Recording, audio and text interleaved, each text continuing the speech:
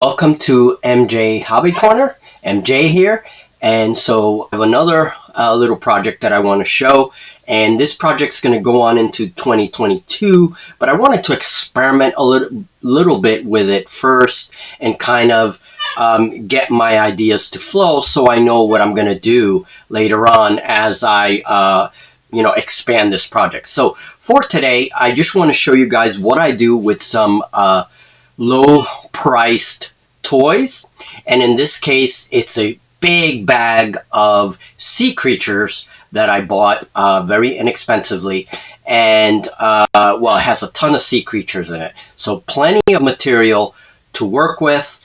And what I'm going to show you in this video is just how I modify these little toy creatures. And we can use them in our role-playing games, we can use them in our war games as proxy models, and especially in games like Deep Wars, where you have a wide variety of sea creatures that the game actually utilizes. You know, you can utilize a lot of the wild creatures that you make in Deep Wars games. And that's what I really love about that game, is that the rules themselves encourage all this, like, proxying and stuff if you want to add more sea creatures to your game. So we're going to start with sea creatures, but then we're going to move on and do all kinds of weird stuff. All right, that's going to be in 2022. So for now, let's go to my little craft bench, and I'll show you exactly how I transform some of these fish into other fish. Almost very Frankenstein-like. You'll see. So for tools, I use my floral wire. That's primarily the wire I will use. This is my sculpting tool. This is actually a wax carving tool. You can get them in packs at Amazon. And I'm going to have to replace this one very soon. Something to cut with. So my X-Acto knife, my little tool here. This came from a glue bottle. This is a sculpting tool. I don't really use this one too much. Some scissors, something to cut with, like I have these bent cuticle scissors. I use it a lot for cutting stuff. My pliers to bend the wires, but also to like wedge the wires into the plastic of the fish, you know. So if I want to, you'll see that in just a minute. And then of course some crazy glue and Procreate clay, which is basically a two-part resin clay right here. Okay, so that's basically the primary thing we will use. All right, so let's start talking about this wacky project of mine. So I want to do a lot more with Deep Wars in the coming year. And so what I did, the first thing I do, I want to keep this fish the way it is. I like it. I'm just going to repaint it. I drill a hole with my Dremel in order to be able to put the toothpick through it. And this will give me a nice little handle so that I can, whatever I'm going to do to the fish, whether it's painting or whatever, I have a nice little handle. And then, you know, all the fish I want to work on are right here on this big piece of foam. So the first one I'm going to show is this one. So this is what I did first, and this is like a truly Frankenstein project. Again, angler fish are very ugly, very strange looking, and so this is what I came up with for my first. Okay, so first things first, I just want to say that you don't want to use the tool that I use. You want to use a little pin vise to make a hole in the forehead, okay? That is the best tool. I don't have a pin vise at the moment, so that's what I use. I use my X-Acto knife. Then you want to take some wire and put it into that hole, and that's going to act as the lure for the anglerfish. This is going to be an anglerfish, a deep sea anglerfish for Deep Wars. So once the wire is set in there, I can then start, I snip off the beak first of all, right? For the first angler, that's what I did. But for this angler, I'm not going to do that. I'm actually going to use the little beak, okay, to make the jaws. And that's what I was showing you with this clip. So very quickly, I just roll up a ball of Procreate and begin to use the jaws themselves and just kind of make the shape of the upper mouth, the upper jaws. Okay, and you'll see how I reshape the front of the angler like this. Okay, so that's not what I did with the first angler. I actually cut off the little beak and then took it from there. So there's just two different ways of doing it. So again, here I'm just reshaping the upper jaw, and now I'm giving it that sort of upwards angle, that kind of grumpy fish look that many fish have. And now I'm doing the lower jaw, and I'm exaggerating the lower jaw, and just kind of, you see the shape that I'm giving it right there. And with the sculpting tool, just making sure that everything is nice and separate, that the two upper and lower jaw are separate from each other. Okay, so that's what I'm doing here, and you can see how this kind of modification works. All right, it's very easy, it's not hard, and it's very subjective too to the tastes of each individual person, what shapes you want to use. So then I take some floral wire, cut them up, tiny pieces of wire, and make the teeth out of that. And that's what you see, the wire sticking out of the lower jaw there. And then I take some Procreate and actually make like a little bit of a gullet region, kind of like just modify the belly a little bit. Okay, and here I'm just taking some of the gill cover that is on the actual plastic fish, and just kind of continuing it with the Procreate a little bit. Just, do some of the similar shapes. And this takes some shaping. It also takes a little bit of time, a little bit of patience, because you just, you want the clay to blend in with that plastic toy fish, So this gives the fish a very odd shape, and that's what we want. Anglerfish are, if you've never seen anglerfish, seriously, look them up on Google. They're just bizarre, some of the most bizarre fish that you will ever, and ugly too. They're pretty ugly fish. So so there we go. We just continue, shaping the clay and giving this a very strange shape. Okay, now I go to the bottom of the jaw and actually make a few like markings there.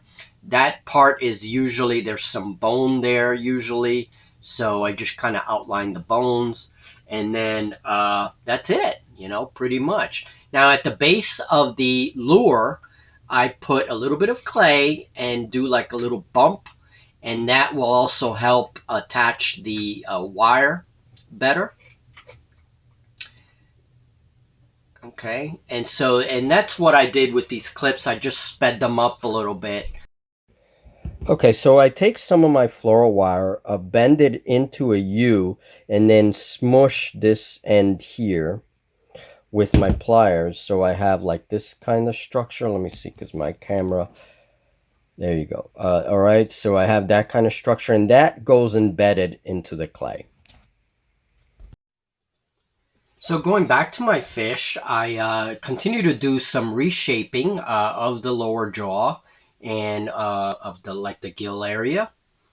Okay, and then for the lure, I add a little glob of clay and just make it into an oval, and that's going to become the tip of my lure. That's the glowing part of the lure, so we're going to have to paint that as such. Okay, so the rest of the work is just reshaping, making sure the lower jaw is shaped, making sure it goes well with the upper jaw. And this is a very kind of strange shape for an angler.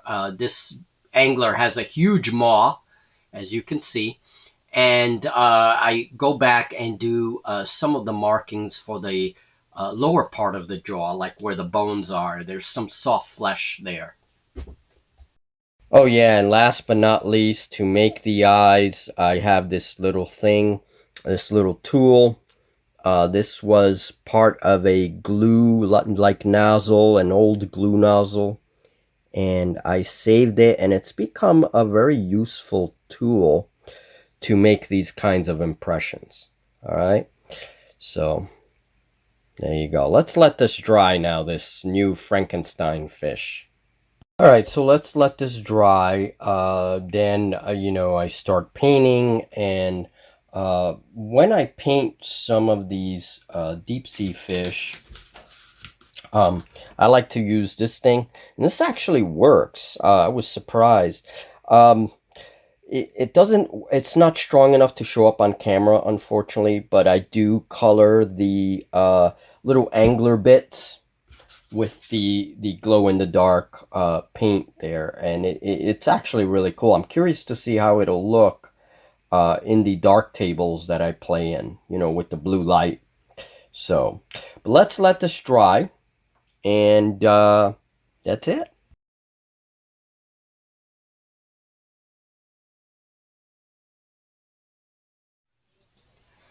So for the placoderm, this is the fish I'm using for the placoderm, and it's a bit easier because all I'm going to do is add some armor plates, and that's what I'm talking about. That's what my fingers are pointing at. Basically, use some armor plates for the head and for some of the body. Okay, and so I just add little globs of procreate clay and just start to shape the plates a little bit above the pectoral fin there, and start to divide it a little bit in order to make a series of plates that go over the head of the fish. I also add the eyes, and with my little tool, I just make the eye shapes. There you go. You can see the eye shapes, how well they come out.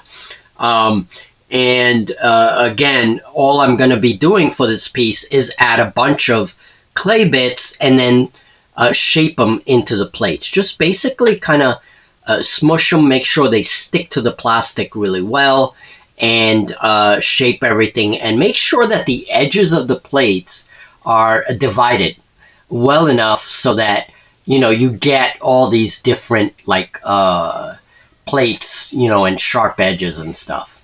Now, if I want to, I can add spines, I can add all kinds of things. But for this one, I'm just going to try and make it simple. And there it is. A very interesting looking placoderm using the body of a helpless toy fish, and using this Frankenstein biomancy. I pretty much designed my own placoderm. So there it is. Okay, and basically what I do too is I do a little bit of texturing on the plates and make sure everything is nicely divided so you get a good separation between the plates. Okay, so now I want to show you guys with a base coat how everything kind of blends in. It's always nice to look at things at least with a base coat. Everything begins to blend in, and it's pretty cool. This has to be painted now. This is angler number 2, and I really like this one with the weird appendages on the bottom of the mouth, right? And then those big fang-like teeth there that are all crooked. And there's the placoderm, and the placoderm came out pretty good, I think. It came out pretty good. I have to paint everything now. But there you go. You get a glimpse at the painted figures. Okay, well, that's all, guys, for this little project. These are figures that take much less time than an actual sculpture, and I do sculpture. We will see more sculptures in 2022. But these, using the toys like this, doing these conversions with the clay and the toys, definitely takes a lot less time, depending on what we're doing, because we will look at more complicated conversions in the future. Now, this is for Deep Wars. I can also use this in any RPG that takes the players underwater for whatever reason, and definitely in my games of Deep Wars. So hit like if you like. That definitely encourages me to continue making videos like this, and let me know, in the comments what you think. Now, in the future, we're going to look at other things. We're going to look at, first of all, making bases for these sea creatures. We're going to look at other sea creatures and also terrestrial creatures. Maybe make some things for 15 millimeter wargaming, and just basically look at other creations. So it doesn't end here. All right, folks, well, have yourself a very happy new year. Be very safe. Don't drink and drive. And definitely enjoy the new year to all of you. Thank you for supporting the channel this whole year and for all your comments, for all your support, all your likes. Thanks a lot, guys. And I'll see you guys in 2022. So be safe and have fun.